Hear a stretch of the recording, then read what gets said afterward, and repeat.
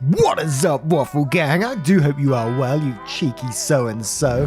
My name is Mark, and today we're checking out some more r/AmITheA butthole. As you can tell, I'm feeling extra sassy today, so if you do enjoy the content, please click that like, that subscribe, and maybe that notification bell too. And let's just get straight in to today's stories. Much love, guys. Now, our first story comes from a throwaway account. Am I the arsehole for calling out a secretary and threatening to report her to her manager after she revealed health information? I got a needle stick injury at work. I'm a healthcare worker. My family doctor filled out a lab requisition for baseline blood work to be done. One of the tests is HIV. I went to an external lab to get it done because my family MD office is closed. It's a typical diagnosis lab. In the waiting area, there are 5 other people sitting down. I go to the secretary and hand her the rec forms. She takes them, checks me in, and I sit down.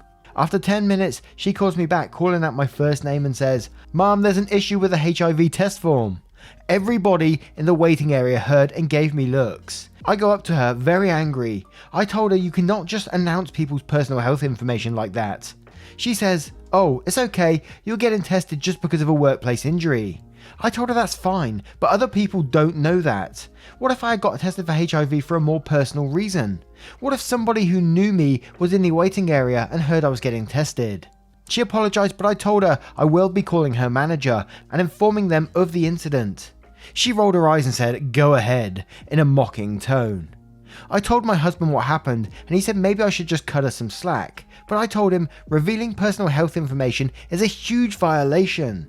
It's something that was drilled into me as a healthcare worker. I'm appalled that the secretary was so blasé about it.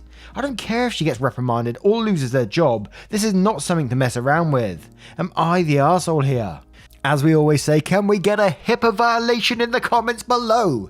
Yes, absolutely, you should be reporting this kind of stuff. We say it time and time again. Absolutely, you need to report this stuff, because how many other people are they doing this to? How many other people are they calling out personal information in the waiting room?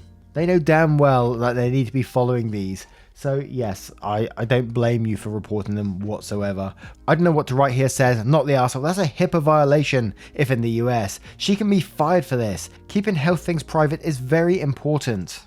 And JK Bat says, "Not the arsehole, I'm admin in a healthcare setting, and we know better than that. Don't just threaten, actually call the manager, and if they don't do anything, escalate and escalate until someone does." And Himalayan Kitten says, "Not the arsehole, that's why HIPAA laws exist. I would definitely file a complaint."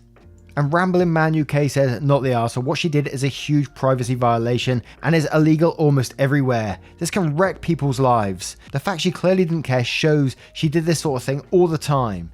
You would be the arsehole if you didn't report her." And XRSYCS says, "LMAO, no, you are not the arsehole. First, she violates both the rules and your privacy by talking about your personal medical info in a setting with people around. Secondly, she has the gall to start being disrespectful to you afterwards." And OP says, "I think it was an automatic reaction on her part. She looked extremely nervous. I talked to my friend who was a manager at the clinic, and he said he would 100% fire the secretary if it was her manager. So I think her job is gone, and I can't help but feel responsible if that actually happened." Now, I turn this one to you guys. What do you guys think of this situation? Would you ever cut the secretary who done something like that some slack, or would you report them? Let me know in the comments below. And our next story comes from Short Substance. Am I the arsehole for insisting a restaurant remake my order? I went out to a fancy burger place recently. Part of the USP was that you could add things to your burger, like cheese or an extra patty.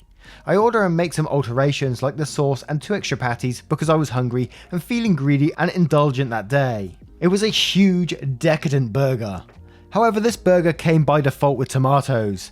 Now, I'm allergic to tomatoes, nothing fatal, but my face puffs up and I get a sore throat. This happens even if I eat something that tomatoes have touch, so removing them doesn't work. I expressly asked the waitress to not add tomatoes to my food, saying I'm allergic. When the food comes, there are tomatoes in my burger. Due to the above reasons, I asked them to take it back and make a new one. The restaurant refused, saying that they'd use a lot of ingredients for my burger, so they couldn't do me another without charging me for both. I say it's their fault because I'd specifically requested no tomatoes at time of order. They told me to just remove the slices myself, but I refused due to cross-contamination. When they refused to remake the burger, I put down enough for the drink I'd had and left the building. I thought I'd acted reasonably, but my girlfriend says I should have paid for both because I could afford it, and that custom order would have been expensive for the restaurant. I think that's insane, especially as I warned them about the tomatoes thing well in advance, and it was their fault I'd be paying for. Hell no. So they want you to pay for something you can't eat when you expressly told them you can't eat tomatoes. They'd be under big shit if you ate that burger and something happened. If someone came in and I don't know if you can have a fatal allergy to tomatoes, but if someone did and they ate them, they'd be in massive trouble. Why would a restaurant ever risk that? I don't understand. For the price of what has got to be a maximum $10 for a burger, maybe. It's better than losing your restaurant, right? Absolutely not the arsehole in this situation, but Eleanor says not the arsehole. That's a huge liability for the restaurant to not take your food allergy seriously. An intern around says not the arsehole. They gave you something you couldn't eat and didn't order. You told them and they did it anyway. You gave them a chance to rectify the situation. They declined. You left. I think your girlfriend was embarrassed by the situation because she may not be comfortable with any kind of conflict, so she places the blame on you because you're a variable that she can influence. But the blame is misplaced and off the mark here. And Audit Your Bra says not the arsehole. I went to a burger place recently where they use poppy seed buns. I'm pregnant, realised I couldn't eat poppy seeds and apologised profusely for not catching that when I ordered.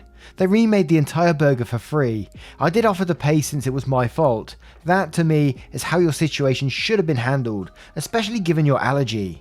And Drunk on Martini says not the arsehole, but like, I'd kind of want my boyfriend or girlfriend to take my side on stuff like this. Ride or die. It is an absolutely inconsequential thing, but it doesn't take a lot for her to just be like, yeah baby, good for you. I don't know, that's just my 2 cents. It seems nuts for her to suggest you were in the wrong for something so obviously not your fault. Does she even like you? Lol. And Practical Heart says, not the arsehole, you are allergic. Do they want to pay your medical bills? I'd contact their corporate office. And now I turn this one to you guys. What do you guys think of this situation and how would you deal with it? Let me know in the comments below. And our next story comes from Ilda Broage. Don't know if I pronounced your name right. Sorry if I got it wrong. Am I the arsehole for telling my dad he needs to man up and be a father? I, 16 male, have 3 younger sisters, 11, 9 and 9. Our mum passed away due to complications with the twins. From a pretty young age, I took a lot on looking after my sisters because my dad was struggling with grief. My aunt lived with us until the twins were about 18 months, but after that it was all on me. I've never minded. When my sisters were 5, her school was talking about mums and dads, and she came home and asked if I was her mum because she didn't have one.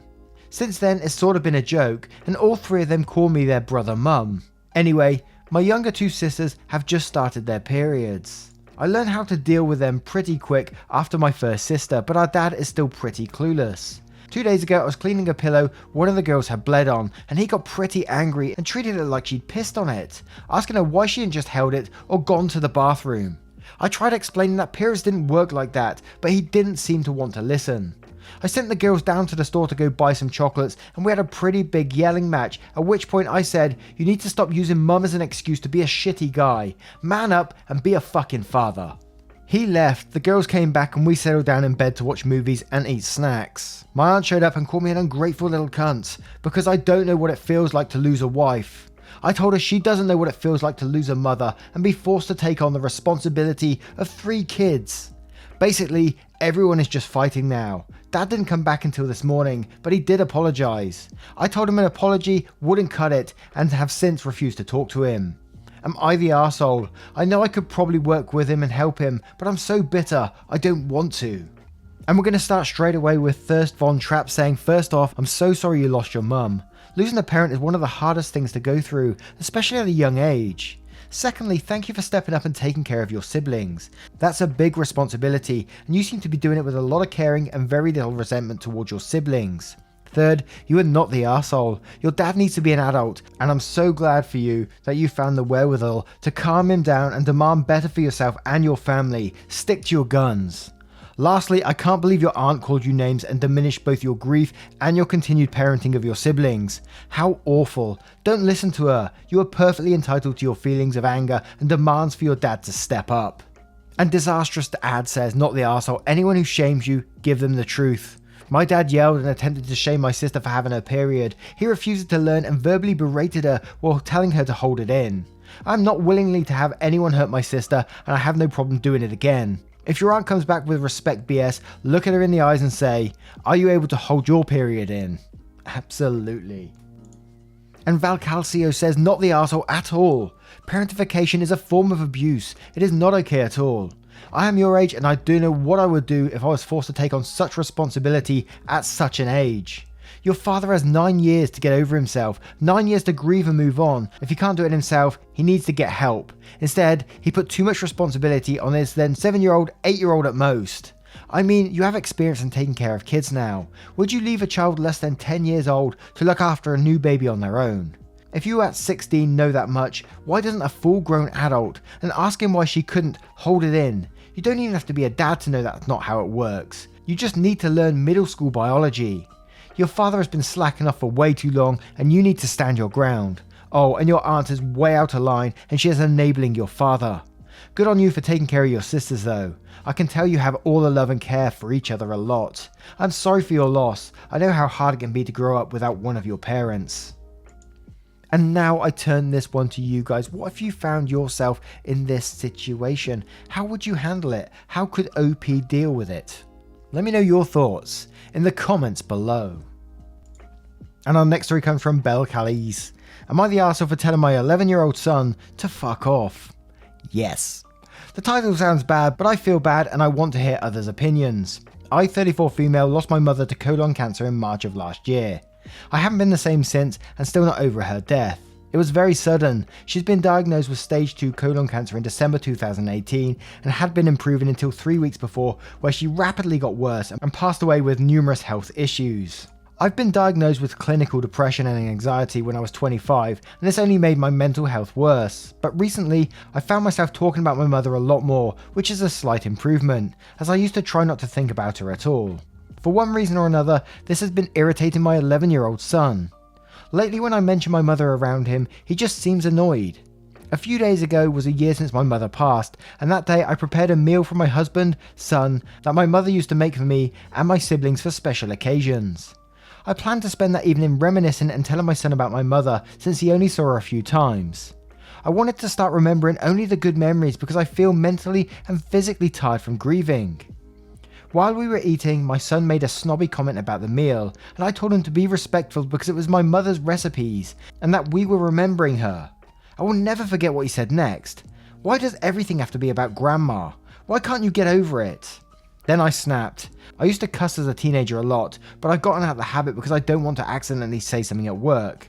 But the words just came out this time. I hit the table loudly and told my son to fuck off twice. I instantly apologized, but now he won't speak to me. My husband has been taking his side, and today he suggested that I go to my sister's house nearby for a few weeks until I cool down. I was at the point where I finally felt like I could get better, and now I'm lower than I've ever been before. I feel like an absolute arsehole, but I just couldn't help it, and my husband is making me feel like one too. Am I the arsehole?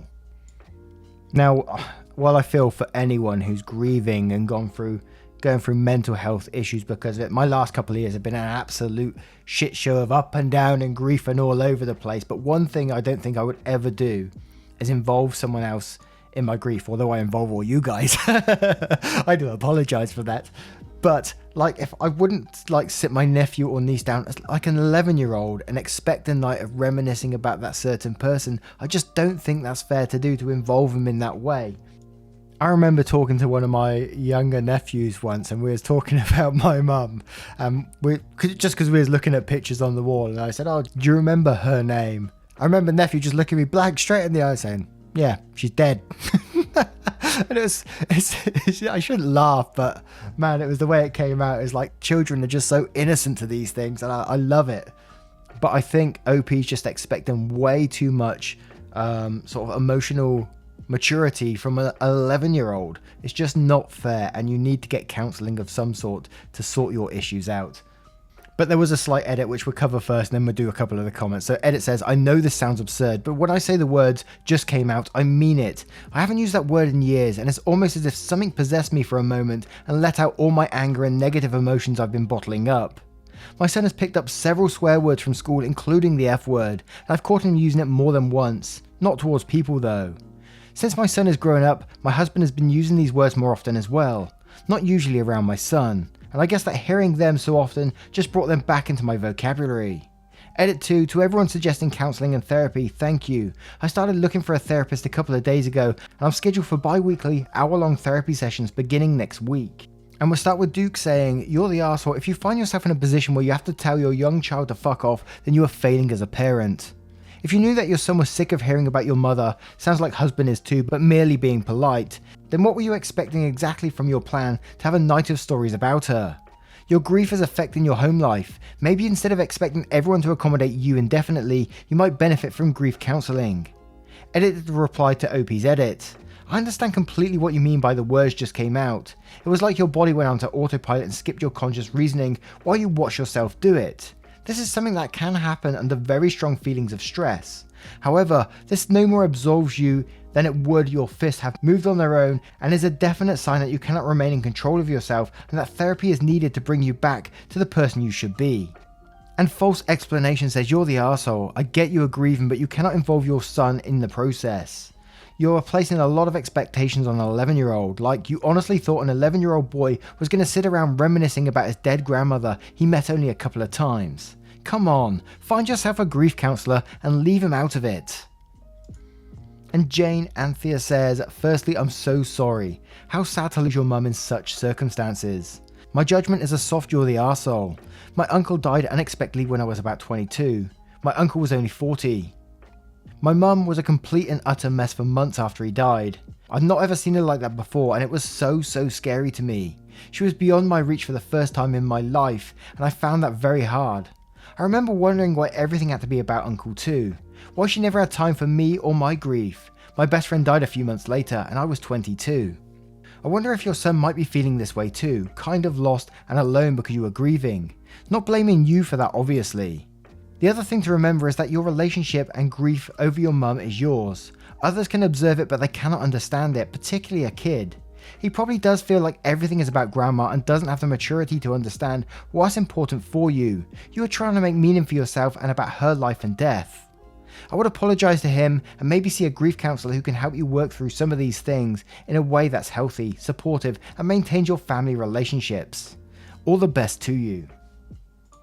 And Dancing Zombie Cat says, and quotes, I found myself talking about my mother a lot. For one reason or another, this has been irritating my 11-year-old. And then says, completely understandable on his part. And quotes again saying, I planned spending that evening reminiscing and telling my son about my mother. And then says, you what? You knew talking about your mother has been irritating your son, yet you still tried to force him to listen to you talk about her. Hard you're the arsehole. You don't get to snap at a kid for being very clear that he doesn't want to be your emotional sponge. And Care Bear says, you're the arsehole. Telling your child to fuck off is crossing a line, grief or not. You really should look into therapy to get yourself the help you need to process and heal in a healthier way. Your son just seems as though he wants his mum back, so to speak. He knows that his mum hasn't been herself, that he lost a family member, and that he just wants some normalcy again.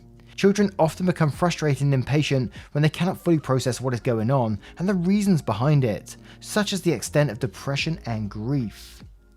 And now I'm going to turn this one to you guys. What do you guys think of this situation and how would you deal with it? Let me know in the comments below. Now once again guys, thank you for being here today. I hope you did enjoy today's stories, and if you did, you know what to do. Hit that like, that subscribe, and maybe that notification bell too. A huge thank you for spending 20 minutes or so with me on the daily, listening to some stories. I cannot express how much it means. It's absolutely crazy that I still see the same names for almost a year ago. It's madness, right? Thank you so much for your love, support, and time, and I will see you in the next one. Take care guys. Much love.